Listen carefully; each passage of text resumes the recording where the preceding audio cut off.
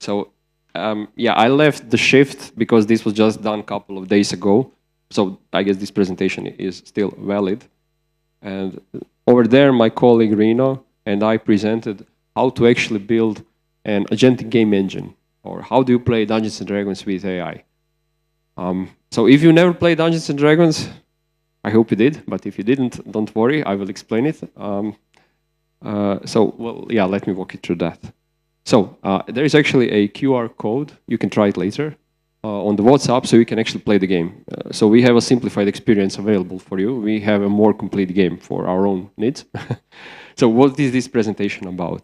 So well, first of all, what is D&D? Maybe less important, but more important, why is D&D interesting in agentic systems? And then I would briefly talk how to make the agentic systems reliable and why they're not reliable in the first place. And then the third and fourth topic are how do we actually build a game engine with an AI that can run D&D. And finally, I would introduce the Infobip platform for these kinds of things again.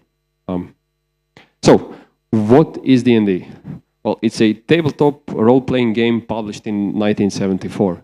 So last time I checked, there is like 50 million players playing it, so hugely popular game.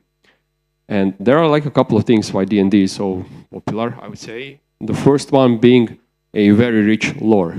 So just Forgotten Realms, which is one setting within the D&D, has over 59,000 pages of wiki. So that's a huge amount of content.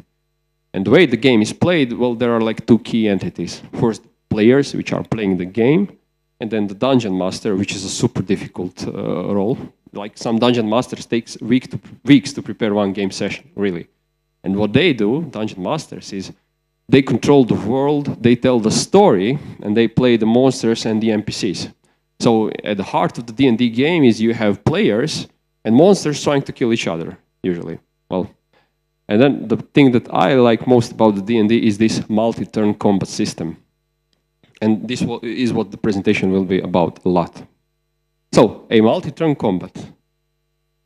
What that is. So, how does that work into D&D? So, first, there is something called initiative order, which tells us who is playing when. So, every turn, there is exactly one player or one monster taking their action. And this initiative order is somewhat random and somewhat decided by the attributes of players and monsters. And let's say we have some kind of an initiative order, and within this order, a wizard is casting Fireball. So, a Fireball is let me just use this one, is ability which has something like range. It also has radius, and then it has damage, dexterity saving throw, and then there is something like a spell level which can then impact the damage further. So, within just one spell, like there are plenty of variables. Maybe interesting, maybe not. But where things get hot is, well, there are over 1,000 spells and abilities in D&D, and they have very rich interaction between themselves. So over here, what I have, and you probably cannot see this, but I have a simplified state diagram of what happens when someone casts a Fireball, and this is actually simplified. So as you can see, like many things can happen. So to begin with, player could counterspell the Fireball, or there can be Globe of Invulnerability, or the players could be immune to fire damage, and then there is this dexterity saving throw. There are rerolls, this can be successful, there is evasion. By the time the Fireball is cast, the game state will change drastically. Some damage will be dealt, some defensive buffs might be spent, counter spells might be used, so many things can happen in just one turn. And we were thinking like, well, let's implement this in one hackathon. What would be our approach to implement this? So step one, like a sanity check, how long would this take us to code this?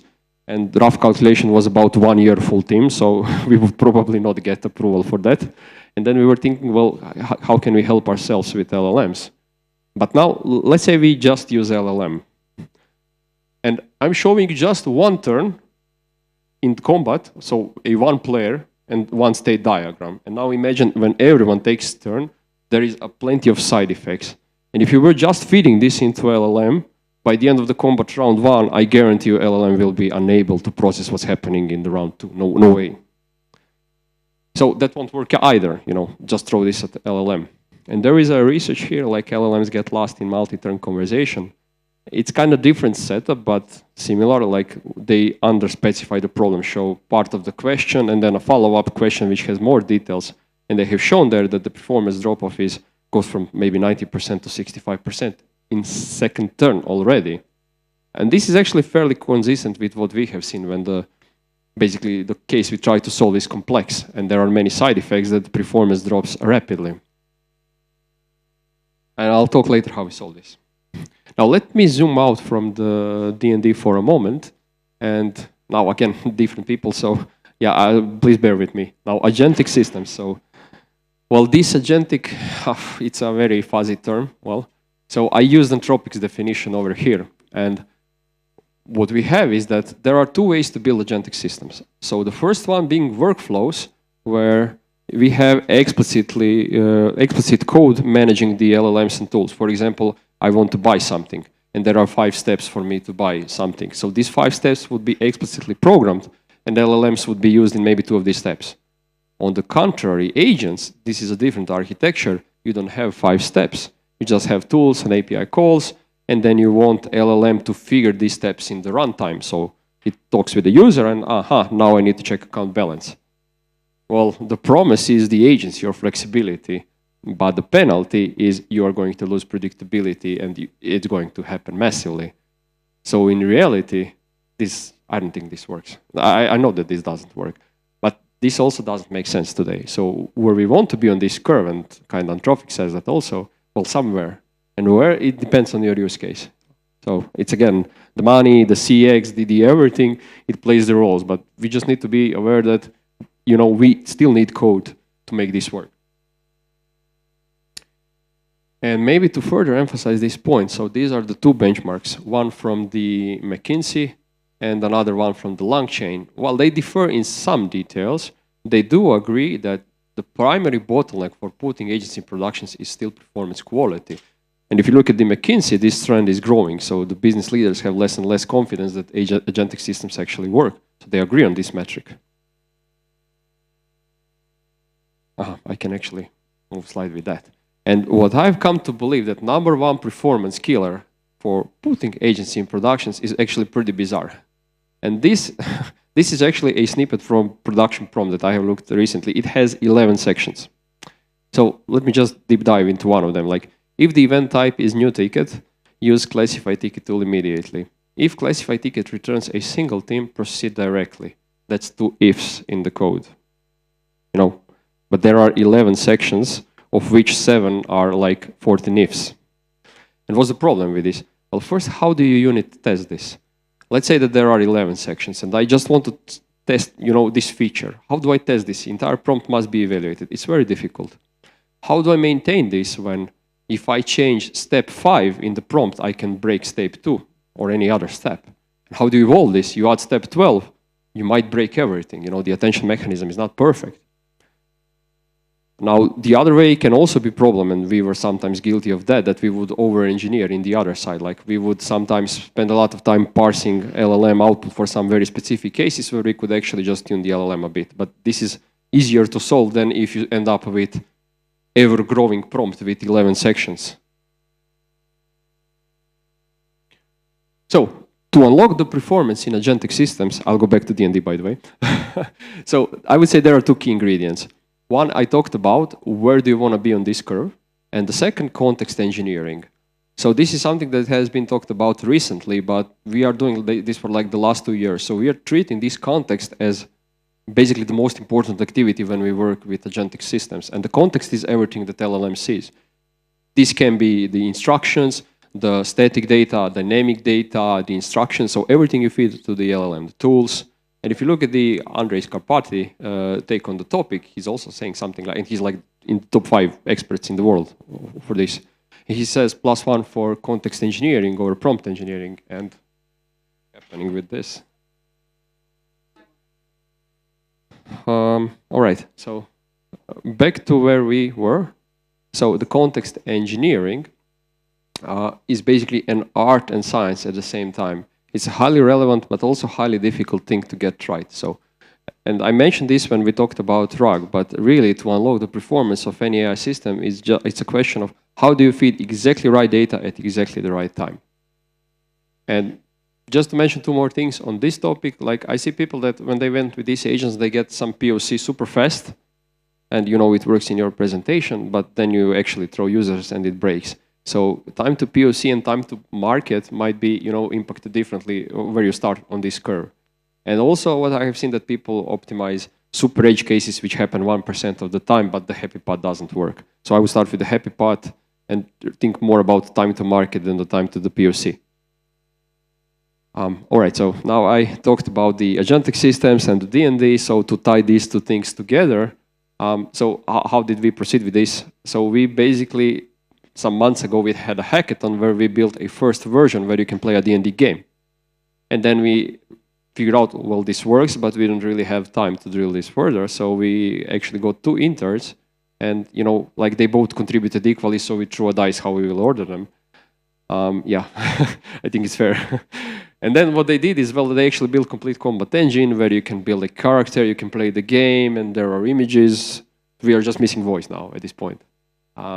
So this is how it looks. Like you have a character builder, and then you get an image of yourself, and then this is the image you get of the combat. And then this is the interesting bit. So we are dumping the full reasoning output from the LLM. So you can see something like a thought when you play an action. So D&D is heavy in dice rolls. So there will be some dice rolled, like over here, you know. And in this case, like Lana's attack is bypassing the defense of the monster. So it's a hit. So after this thought, the LLM figures out now I need to roll a dice. And then it outputs that Lana is rolling a dice. And as an observation, we are returning results, what's happening next. And this is running in the loop. I will show the more complete example. So how did we structure this project? So again, so this is the graph where we started with. So we have a code which has a domain objects like players, monsters, I'll show that. And it has tools, but generic tools like throw dice, deal damage. And when we equip LLM with tool to throw dice, it can implement all of these side effects without us implementing, you know, fireball 3d6. It reads description. Aha, fireball does this damage. I need to roll a dice, right? And deterministic gameplay mechanics like roll initiative order, this is implemented in the code. So this entire workflow, how it's orchestrated, this is the code, the long graph code. And then what the LLM does, it plays the monsters. So the monster intelligence is on LLMs. But also for us, you know, to not implement every single ability, the LLM should from the text figure out how the ability behaves. So in practice, LLM manipulates the state, but the code is actually, you know, making mutations. So it's not just in the prompt. The state are the main objects manipulated by the LLM. And we did like one thing over here. So we were inspired by, if you studied reduction theory in algorithms. So we were thinking, how can we reduce multi-turn combat to single turn, actually? And the way we did this is, well, every turn LLM gets new state, so it doesn't need to care about what happened before. It just needs to see the state, you know. And we were updating this state. So if we can solve just one turn of combat, we can solve 50 turns. And really, you can play this game 6 players and 10 monsters for how many turns? It's not going. It can break, obviously, but most of the time it will actually not.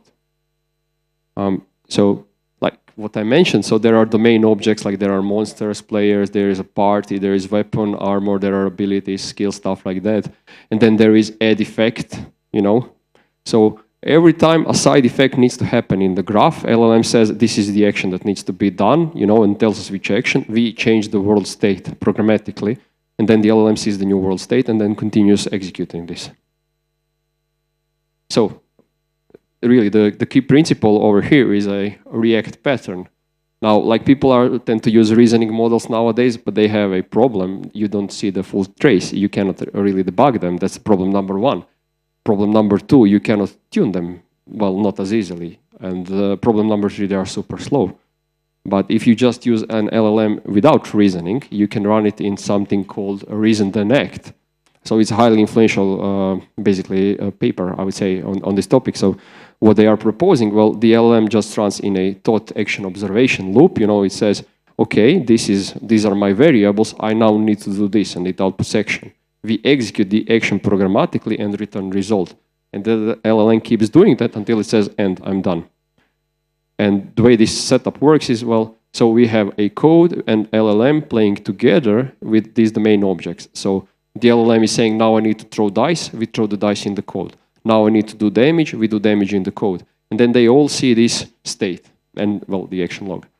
But one more thing, and I'll show this on the next slide. So I talked about this context engineering. So this can be many things. This can be even things that LLM doesn't see. For example, LLM shouldn't be doing initiative roles because it's trivial to implement that. So that's also context engineering, what you don't put into LLM. But even the stuff that we put in LLM when we have initiative order, we don't just feed these are the players, these are the monsters, and highly dense data about all of them. So when a player is taking action, we zoom into the player and we only show you need to know this, and for everything else, it gets highly reduced information. So this ensures that attention is on the one taking the action.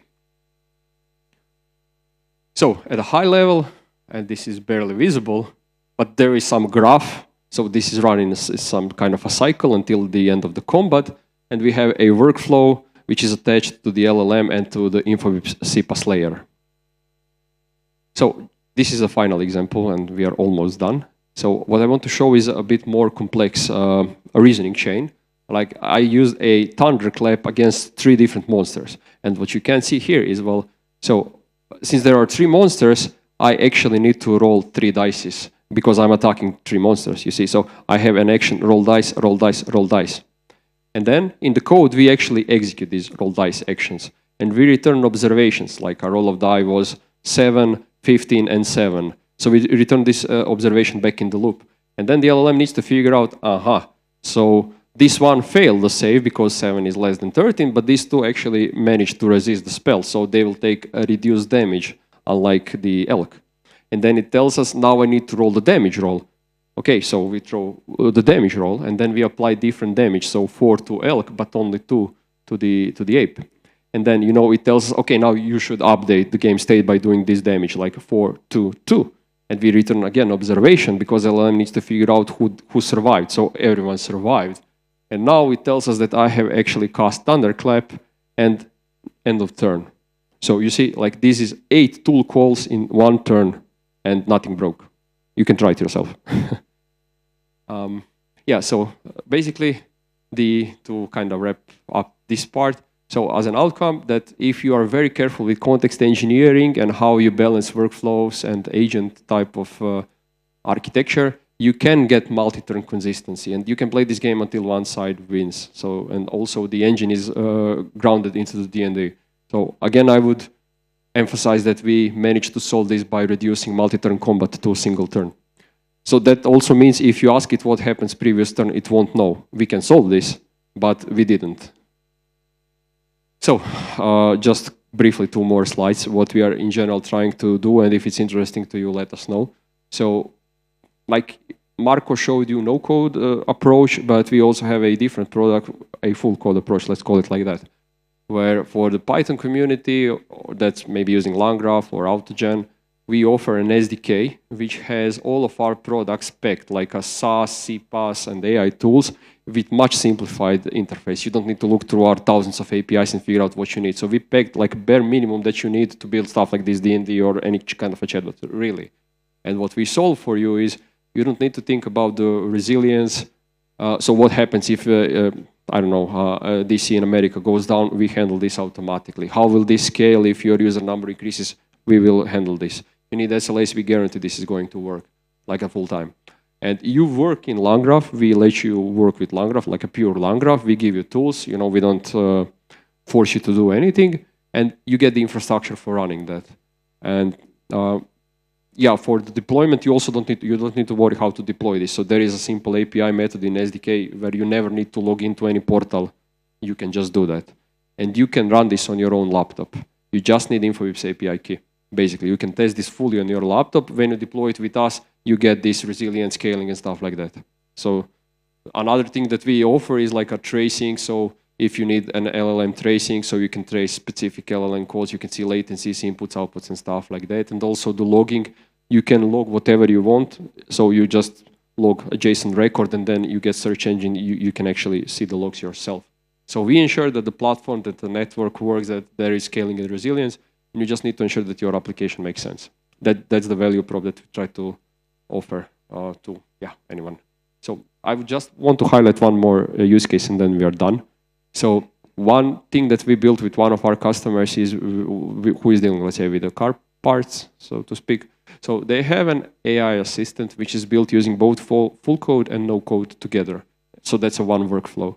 And what this bot does is it talks with the users until it figures out what car part they need. Let's say Honda brakes 2019, whatever. And then when it has all these details, it transfers conversation to human agent who can then confirm, edit, or reject this order and then return the final confirmation to the end user. So you can do these kinds of things. And really, yeah, that's it. So I'll stop now. You listen me now.